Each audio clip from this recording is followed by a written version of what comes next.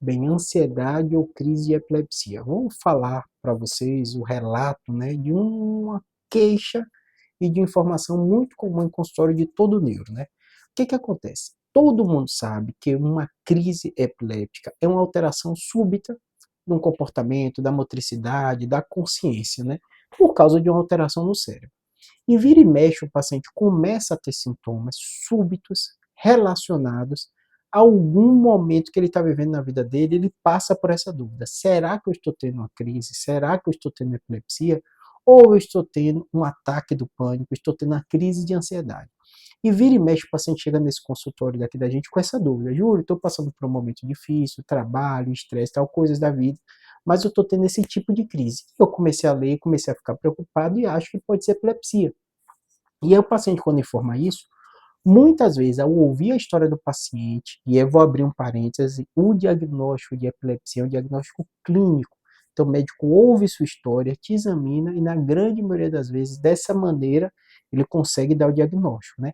Mas, algumas vezes, a gente também tem dúvida, porque a gente ouve a história do paciente, ele não tem uma história clássica de crise convulsiva.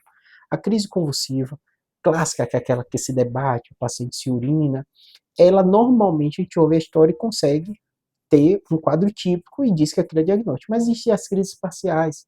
Existem, às vezes, pacientes que têm crises, que têm um quadro muito parecido com o transtorno de ansiedade, né? Então, ele às vezes tem um ataque, como se fosse um ataque mesmo sugestivo, de um ataque de pânico. Então, a gente fica na dúvida.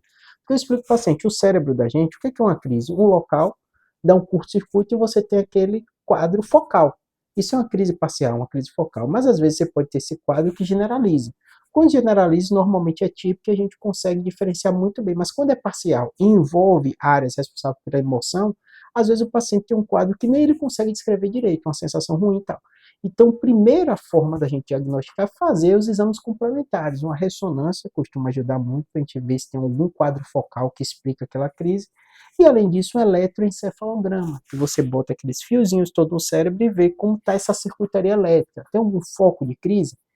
Essas são as principais formas da gente investigar, além da história clínica, é claro. Passando por essa fase, muitas vezes você ainda tendo dúvidas, às vezes você tem que fazer um vídeo EEG. O paciente fica numa sala, num hospital, na maioria das vezes, ou numa clínica, com a câmera e o eletro sendo monitorizado. E aí o médico, né, a equipe, começa a dar estímulos para ver se aquilo estimula ele ter uma crise. Consegue filmar e ver o que está acontecendo no eletro na hora da crise. E aí, muitas vezes, também isso é um auxílio muito grande na hora de dar o diagnóstico. Lembrando, é possível o paciente ter as duas coisas.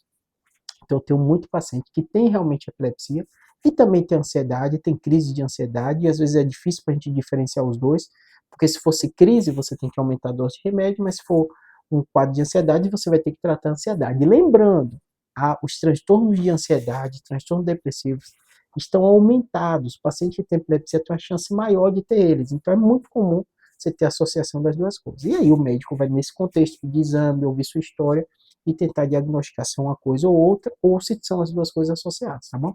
Espero ter ajudado, abraço.